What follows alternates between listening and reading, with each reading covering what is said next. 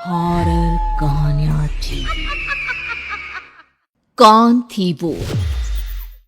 माँ अपनी साड़ी के पल्लू से मेरे माथे का पसीना साफ कर रही थी।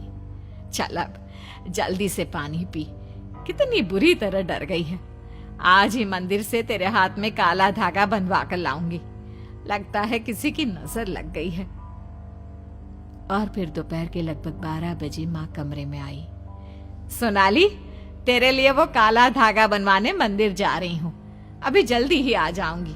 और सुन, पापा जरा बाजार तक गए हैं, आते ही होंगे। तू दरवाजा बंद कर ले बेटा। हिम्मत नहीं हो रही थी घर में अकेले रुकने की। चुपचाप माँ के कमरे में आकर लेट गई। और वैसे भी इस कमरे की खिड़की बाहर रोड की तरफ खुलती थी। बीती रात के डर से अपना ध्यान हटाने के लिए मैं लगातार खिड़की से बाहर की तरफ देख रही थी। तभी अचानक एक लंबा सा घूंघट चेहरे पर डाले एक औरत मेरी खिड़की के एकदम पास आकर खड़ी हो गई। उसने पूछा, पानी मिलेगा? बहुत प्यास लग रही है। मैंने धीरे से जवाब दिया, हाँ हाँ, मैं आपके लिए पानी लेकर आती हूँ। जाते जाते मैंने पलटकर उस औरत की तरफ देखा। उसके चेहरे पर अब भी लंबा घूंघट था, लेकिन वो किसी से बातें कर रही थी, ठीक वैसे ही जैसे एक माँ अपने छोटे बच्चों से करती है। लेकिन वहां तो कोई नहीं था। किससे बातें कर रही है? मुझे तो कोई बच्चा नजर नहीं आ रहा। जग और गिलास में पानी लेकर मैं खिड़की के पास आई। खिड़की पर लगी ग्रिल के बीच से ही गिलास उसकी तरफ बढ़ा दिया और उसी बीच मैंने खिड़की के बाहर झांक कर देखने की कोशिश की कि क्या सचमुच उसके साथ कोई था जिससे वो बातें कर रही थी। लेकिन वहां मुझे कोई नजर नहीं आया। मैं उस औरत का चेहरा देखने की कोशिश कर रही थी। घूंघट हटाए बिना उसने एक ही घूंट में गिलास का सारा पानी खत्म कर दिया। दबी हुई आवाज में उसने शुक्रिया कहा और खाली गिलास मुझे लौटा दिया। मैंने अभी बस उस गिलास और जग को पास वाली टेबल पर रखा ही था और देखा तो वो औरत वहां से गायब हो गई। मेरी नजर पानी के गिलास पर पड़ी तो वो पूरा भरा हुआ था, लेकिन पानी का रंग सिंदूर जैसा लाल। ये सब क्या हो रहा है मेरे साथ? ये तो कोई सपना भी नहीं है। कौन थी वो औरत? अचानक याद आया, जब उसने अपना हाथ आगे बढ़ाया था तो उसका हाथ पूरी तरह से जला हुआ था। घबराहट में पानी का गिलास और जग मेरे हाथ से छूटकर नीचे गिर गए।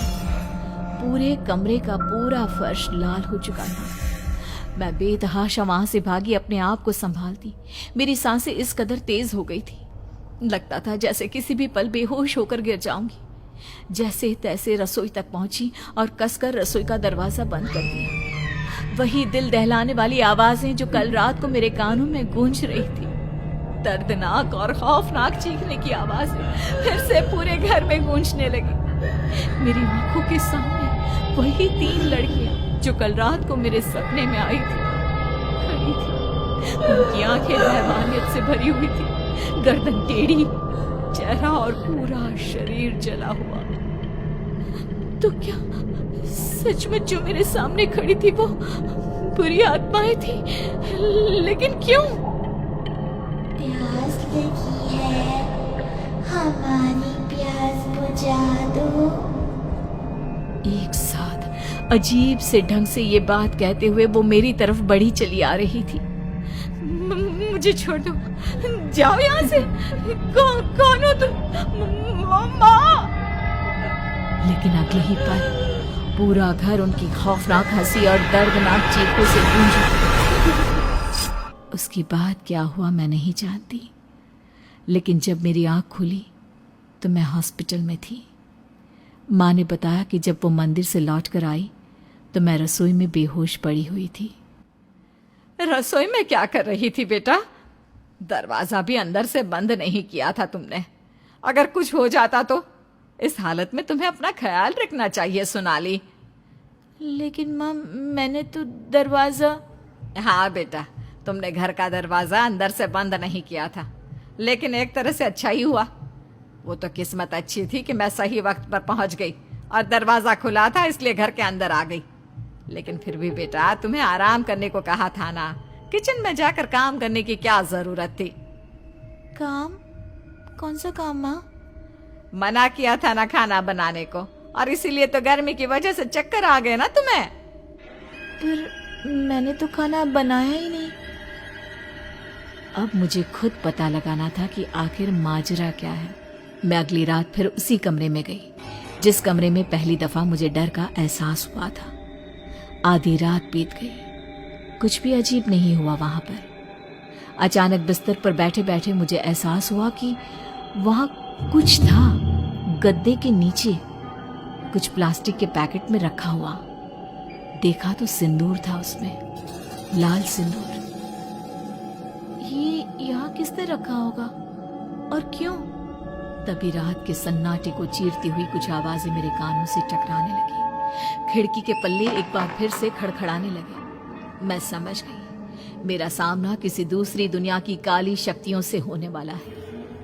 हाथ में काला धागा पहना हुआ था मैंने, और इसीलिए उस वक्त वहां रुकने की हिम्मत कर पाई। कांपते हाथों से झटके के साथ मैंने खिड़की को खोला। लेकिन ये क्या? सामने मैदान में कोई आग जलाकर काला जादू कर रहा था। कोई औरत थी। चांद की रोशनी काफी तेज थी उस रात। ध्यान से देखा तो पता चला ये तो माँ थी। उनके हाथों में थी एक कपड़े की गुड़िया, और बड़े बेढंगे तरीके से वो उस गुड़िया को सिंदूर से नहला रही थी, और सिंदूर धुला दूध उस आग के हवाले कर रही थी। न जाने कौन सी भाषा में अजीबोगरीब मंत्र पढ़ रही थी। माँ का चेहरा उस वक्त नॉर्मल नहीं लग रहा था। ऐसा लगा जैसे शरीर उनका है लेकिन आत्मा उनकी नहीं है। शक्ल उनकी है लेकिन वो आवाज मेरी माँ की कतई नहीं थी।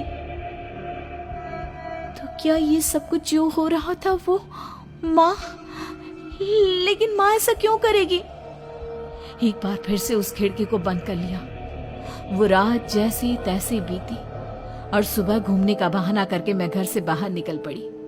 अभी कुछ ही कदम चली थी कि पड़ोस वाले शर्मा अंकल के घर पर नजर पड़ी। 2 ही साल में ये घर खंडहर जैसा हो गया। लेकिन शर्मा अंकल तो अपने बेटे और बहू के साथ रहा करते थे। फिर घर की हालत ऐसी क्यों है? और ये दीवारों पर काले निशान कुछ अजीब लगते हैं। इससे पहले कि मैं कुछ और सोचती, अचानक किसी ने पीछे से मेरे कंधे पर हाथ रखा। मेरी चीख निकलते निकलते रह गई। पलट कर देखा तो मोहल्ले की एक आंटी थी। अरे सोनाली बेटा, कब आई और तबीयत कैसी है तेरी? सब कुछ ठीक है ना? मेरे चेहरे पर डर वाले एक्सप्रेशन देखकर उन्होंने हंसते हुए पूछा। क्या हुआ, डर गई क्या? नहीं, आप बताइए, आप कैसी हैं? तू इस हालत में यहाँ क्या कर रही है, इस मनहूस घर के आगे? वो तेज कदमों से आगे की तरफ चल पड़ी। शायद वहां पर रुकना नहीं चाहती थी, लेकिन अब उसकी वजह जानना मेरे लिए जरूरी था। बहुत कुछ अजीब हो चुका था, और शायद आंटी उसके बारे में कुछ तो जानती थी। एक मिनट आंटी, मुझे आपसे कुछ पूछना था। उनके कदमों की रफ्तार पहले से ज्यादा हो गई। 8 महीने प्रेग्नेंट होने की वजह से मेरे लिए तेज चल पाना मुमकिन नहीं था। मैंने उनका पीछा करने की कोशिश की, लेकिन तब तक वो मोहल्ले से बाहर की तरफ एक संकरी गली तक पहुंच चुकी थी। आंटी, मेरी बात तो सुनिए आंटी, मुझे कुछ पूछना था। क्या पूछना था?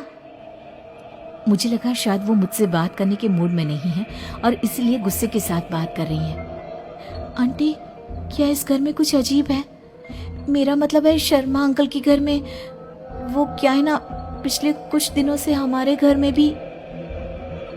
उन्होंने पलटकर मेरी तरफ देखा। वही जला हुआ चेहरा, वही खौफनाक आंखें। शायद एक बार फिर से बेहोश हो गई थी मैं, क्योंकि जब आंख खुली तो अपने आप को हॉस्पिटल में पाया और माँ ने परेशान होते हुए मुझे खबर सुनाई। बेटा, डॉक्टर ने तेरी अल्ट्रासाउंड की थी। तेरे पेट में 3 बच्चे पल रहे हैं। ये बात तूने पहले क्यों नहीं बताई बेटा?